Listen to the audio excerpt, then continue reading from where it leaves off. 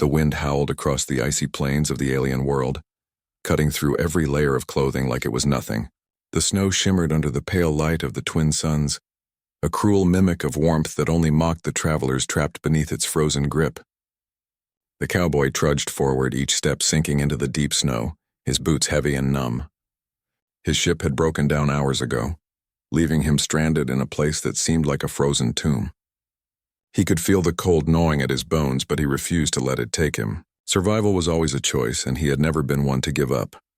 He paused and scanned the horizon. The storm had momentarily calmed, leaving a strange silence in its wake. That silence was broken by a faint cry, distant but distinct against the whistling wind. His instincts immediately went on alert. It wasn't the wail of the alien predators he had been hearing. It was human. He followed the sound, moving carefully, sliding down a ridge where the snow was less dense. And there she was, a woman barely moving, her body shivering uncontrollably. Her dark hair was plastered to her face and her clothes were torn, offering almost no protection from the cold. He recognized her immediately as one of the Apache delegates sent on an interstellar diplomatic mission. Her shuttle must have been hit in the storm and crashed somewhere in the icy wastes. She was too weak to move properly, and the cold had taken hold of her in ways he could see just by looking. Her lips were pale blue, and her eyes, when she finally opened them, were wide with a mixture of fear and disbelief. He took a careful step forward, raising his hands in a gesture of peace. "Hey, it's okay. You're not alone," he called out, his voice calm but firm. She froze at first, staring at him as if he were a hallucination caused by the storm. Her body trembled not just from the cold but from the shock of seeing another human here. I don't understand," she whispered, her voice cracking. "Who are you?" "I'm a cowboy," he said, forcing a small smile. "Stranded same as you. But right now you need to get warm before the cold kills you." Her eyes flickered to him suspiciously and she shook her head weakly. "No, I can survive." "I have to—" "You won't," he interrupted gently but firmly. "Not like this. You're freezing. The only way to survive this cold is to hug me." Her eyes widened, and for a moment her pride, her fear, everything made her hesitate. She had never been in a situation like this where survival meant trusting someone she barely knew, let alone touching them. But the cold was a cruel teacher, and it didn't wait for hesitation. Finally, trembling, she nodded. She could barely move on her own, so he knelt beside her, wrapping his arms around her in a protective hold. She shivered violently, the cold seeping into her very bones. He held her tight, letting his body heat warm hers. "Stay close," he said softly. "We'll get through this." The night was long. They huddled together under a small rock overhang he found, using what little emergency blankets he had salvaged from his ship. He whispered instructions, keeping her conscious and moving just enough to keep the blood flowing. He made her drink from a small water container, warming it slightly by cupping it in his hands first. As hours passed, the woman began to regain some strength. She clung to him, not just for warmth but for the safety his presence gave. Slowly she started to speak. "My name is Aylin," she said, her teeth chattering. "I was sent to negotiate with the Planetary Council. My shuttle, I don't know where it went." The cowboy nodded. "I'm Jackson. My ship crashed too. Looks like the universe decided we should meet." Aylin tried to smile, but the cold made it impossible. Still, there was a hint of relief in her eyes. For the first time since she was stranded, she felt a small sense of hope. "Jackson, why are you helping me?" she asked. He shrugged slightly. "Because if I don't, you'll die. And if I die, I hope someone helps me too. That's just how it works. Out here, survival isn't about pride or politics, it's about staying alive." Her gaze softened, but her shivering continued. He knew they had to find proper shelter before the night ended. Standing up was difficult, but he helped her to her feet. Together, they moved slowly across the icy landscape. Jackson scouted ahead, looking for anything that could provide more substantial protection. Eventually, they came upon the remains of a small alien outpost, partially buried in snow. The building was damaged but offered walls and a roof, better than the endless openness of the plains. Jackson helped Aylin inside, clearing snow and debris to make a small area where they could rest. Inside, the cold was still biting, but it was bearable. He managed to find some alien heating devices, remnants of the outpost's systems, and got them working enough to create a small patch of warmth. Aylin finally sat down, her body relaxing slightly. You're good at this, she admitted, watching him work on the equipment with skill and patience. Jackson smiled. Humans survive by adapting. Always have, always will. This is nothing new. They shared a quiet meal of ration packs, and as they ate, Jackson listened to Aylin recount her mission. She spoke of her people's diplomacy, of her hopes to create alliances across the stars. Jackson admired her determination. Even in this dire situation, she carried herself with dignity and intelligence. But the danger was far from over. Outside, the sound of alien predators echoed in the frozen wind. Jackson had spotted them before, creatures adapted to extreme cold, fast and deadly. He knew they would come for any warm body in the area.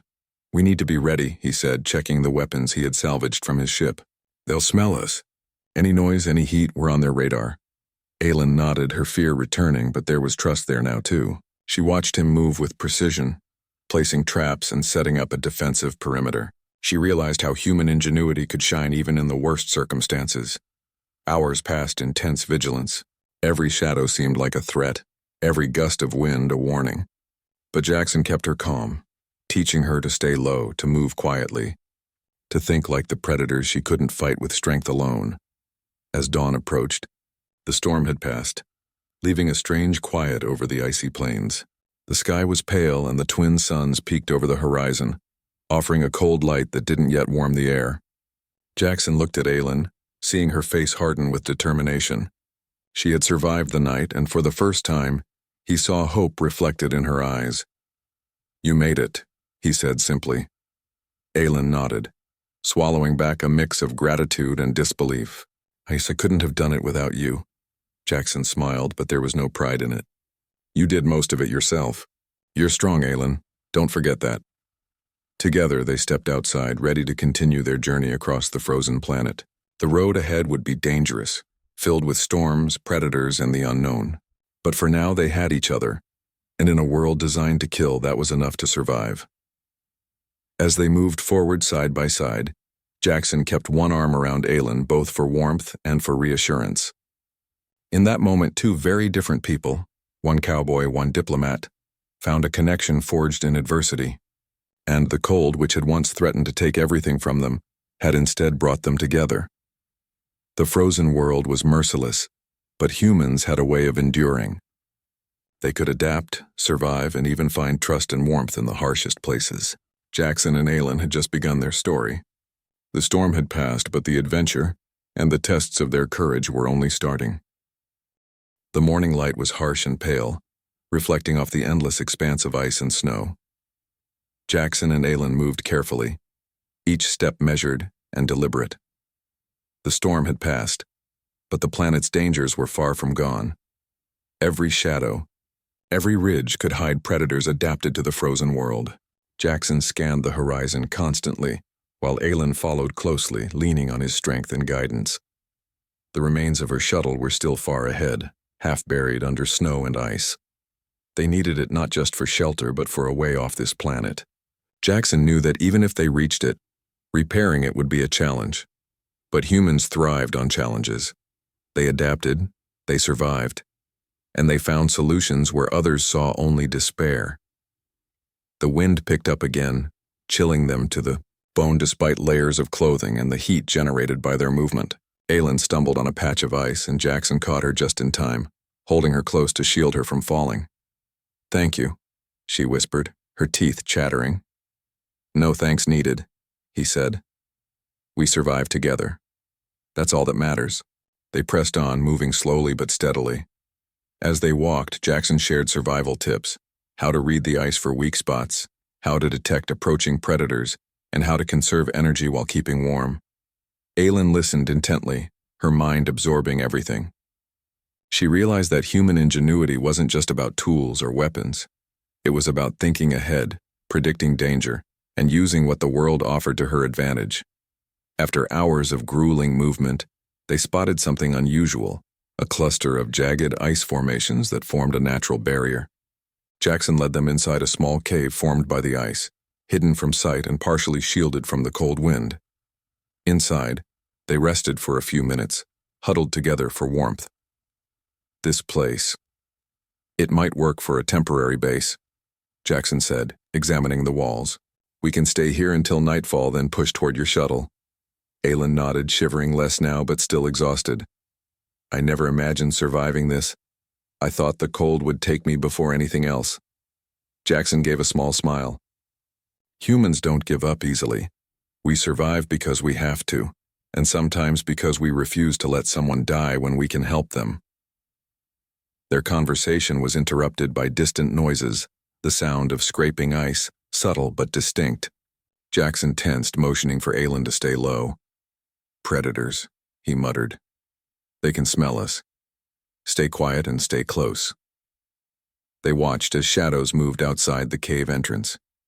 The creatures were unlike anything Aelin had seen before.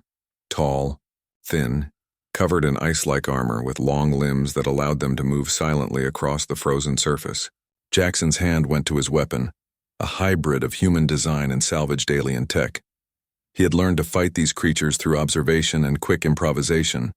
The predators circled, testing the cave, but Jackson's preparations held. Small traps hidden near the entrance gave off subtle signals warning him of movement.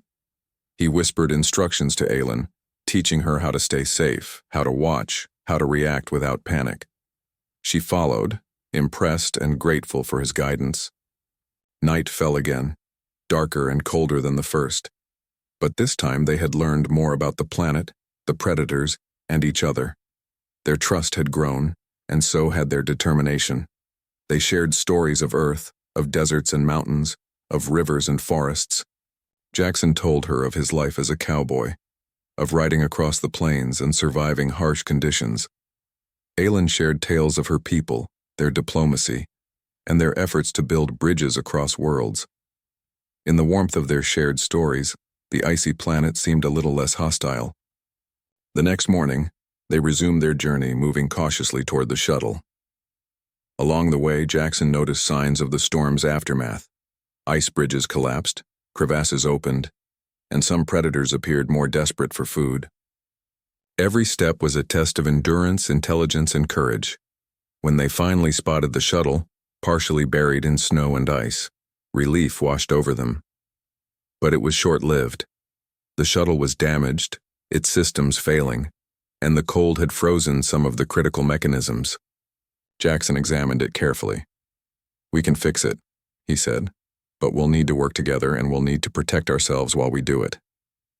Aelin nodded, rolling up her sleeves, revealing the resilience in her eyes. She had learned a lot from Jackson, how to survive, how to think quickly, and how to trust someone in extreme circumstances. Now it was her turn to contribute. Together they cleared debris, patched broken panels, and tried to restart the shuttle's systems. The predators sensed the warmth and activity and began circling. Jackson and Aelin worked faster, improvising barriers and traps to keep the creatures at bay. The tension was unbearable. Every second counted, every mistake could be fatal. But the humans didn't panic. They adapted, combined their skills, and pressed on. Hours passed, and finally, with sparks and a hiss of pressurized air, the shuttle's systems roared back to life. The heat inside the cabin increased, thawing the frost and warming their bodies. Jackson let out a deep breath, wiping sweat and snow from his face. Aelin leaned against him, exhausted, but smiling. We did it, she said, disbelief and joy in her voice. Jackson chuckled, shaking his head. We did, but we're not out yet. We need to get inside and lift off before those predators decide to test our luck. They climbed into the shuttle, sealing the doors and starting the engines. The predators howled outside, frustrated and unable to reach them. The shuttle rose slowly, trembling under the strain of repairs and the icy landscape below. Jackson guided it carefully, remembering every survival lesson the planet had forced upon him. Once they reached orbit, Aelin finally allowed herself to relax fully. She looked at Jackson, her eyes filled with gratitude and respect. I didn't think I'd make it, but you saved me. Jackson shrugged lightly, trying to downplay it. You saved yourself too. I just helped you along. Humans survive because we refuse to give up and because we know how to work together when it counts. Aelin smiled, the warmth in her eyes rivaling the shuttle's now stable interior. You're remarkable. I've never met anyone like you. And you're incredible too, he replied. You stayed calm, you listened, you adapted. That's why we made it. As the shuttle left the frozen planet behind, the two of them sat quietly, watching the ice below shrink into distance. The bond formed in the harshest conditions had become something stronger than mere survival. It was trust, respect, and a shared understanding of human resilience. In the silence, Jackson glanced at Aelin. You know, humans always find a way. Even here in the middle of nowhere, we adapt, survive, and sometimes we make friends in the strangest places. Aelin laughed softly, the sound warm and human. Friends? After all that? Jackson grinned.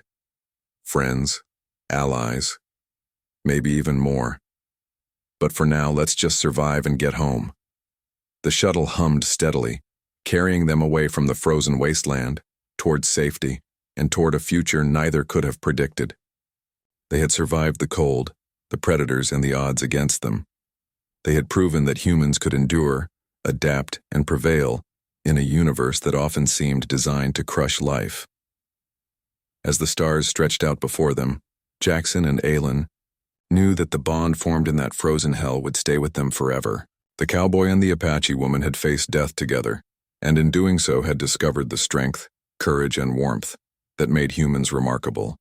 No matter how cold, no matter how dangerous, humanity would survive. Together, they had learned that the only way to conquer impossible challenges was with determination, courage, and the willingness to trust one another, and in that trust, they had found something even stronger than survival: hope. The shuttle moved steadily toward the distant stars, leaving the frozen planet behind, carrying two survivors who had faced death, embraced humanity, and discovered that warmth, both physical and emotional, was sometimes the most powerful weapon of all.